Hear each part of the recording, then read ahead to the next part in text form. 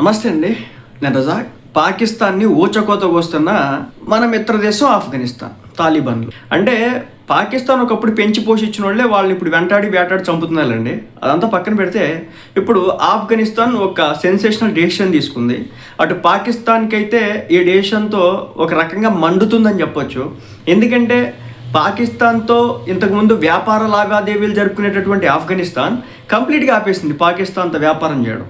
అదొకటైతే, రెండోది పాకిస్తాన్ ఏమనుకుందంటే వీళ్ళు ఎవరితో వ్యాపారాలు చేసుకోలేరు, వీళ్ళు ఎదగలేరు, వీళ్ళ బతుకు ఇంతే, వీళ్ళ జీవితం అడుక్కు తినటమే, వీళ్ళు మా మోచేతి నీళ్ళ కింద బ్రతకడమే అని చెప్పేసి పాకిస్తాన్ ఆఫ్ఘనిస్తాన్ గురించి అనుకుంది. కానీ ఆఫ్ఘనిస్తాన్కి సంబంధించినటువంటి తాలిబాన్ మినిస్టర్స్ మన దేశానికి వచ్చి మనతో ట్రేడ్స్కి సంబంధించి కావచ్చు, వెపన్స్కి సంబంధించి కావచ్చు, ఏవో డీల్స్ అయితే జరుగుతున్నాయి, చాలా గట్టిగా జరుగుతూ ఉన్నాయి. ఇంతకుముందు ముత్తాకి వచ్చినాడు, ఆ తర్వాత ఇంకొకళ్ళు వచ్చినారు, ఇంకొక మంత్రి వచ్చినాడు.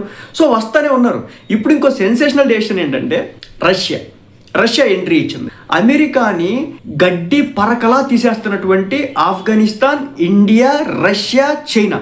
ఎంతలో చెప్తాను, మన గురించి చైనా గురించి కొంచెం పక్కన పెడతాను. ఇప్పుడు నేను రష్యా గురించి మాట్లాడతాను. రష్యా ఎక్కువగా తమ ఆయిల్ని వచ్చేసి మనకి ఎగుమతి చేస్తుంది, మనకంటే ఎక్కువ చైనాకి ఎగుమతి చేస్తూ ఉంది. ఆ తర్వాత ఇప్పుడు ఎవరికి ఎగుమతి చేస్తుందో తెలుసా? ఆఫ్ఘనిస్తాన్కి ఆయిల్ ట్యాంకర్స్ని పంపిస్తుంది. నిజంగా ఈ వార్త తెలిసినటువంటి పాకిస్తాన్కి దేంతో ఏడవాలో అర్థం కావట్లేదు. రష్యా ఎక్కడ, ఆఫ్ఘనిస్తాన్ ఎక్కడ, ఆయిల్ ట్యాంకర్స్ రావడం ఏంటి, డీల్ ఏంటి?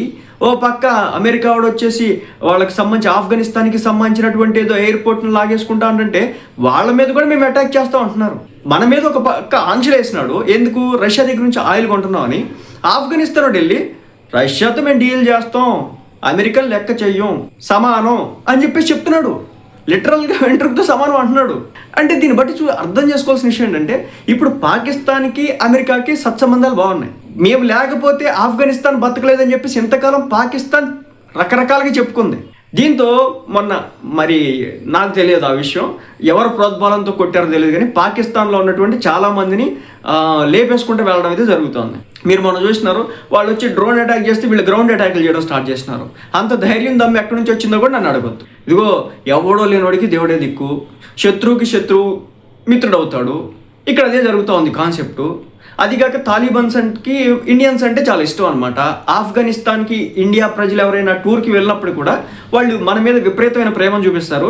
అదే పాకిస్తాన్ వాడు వస్తే కనుక ఓస్తారట నోట్లో పెట్టి. అది మొత్తానికైతే ఆఫ్ఘనిస్తాన్కి రష్యా దగ్గర నుంచి ఆయిల్ రావడంతో ఇప్పుడు పాకిస్తాన్ కక్కలేక మింగలేక ఏడుస్తున్నటువంటి పరిస్థితి. ఓ పక్క అమెరికా మాట మనం వినట్లేదు, ఆఫ్ఘనిస్తాన్ వినట్లేదు, చైనా వినట్లేదు, రష్యా వినట్లేదు. దీంతో ఇప్పుడు అది కూడా పాకిస్తాన్ మాదిరిగా గుక్క తిప్పుకుని ఏడుస్తున్నటువంటి పరిస్థితి. సో ఓవరాల్గా అయితే భారత్ బాటలోనే అనేక దేశాలు నడుస్తున్నటువంటి పరిస్థితి. భారత్ త్వరలో విశ్వగురువుగా మారబోతుంది, దాంట్లో ఎలాంటి అతిశయోక్తి అయితే లేదు.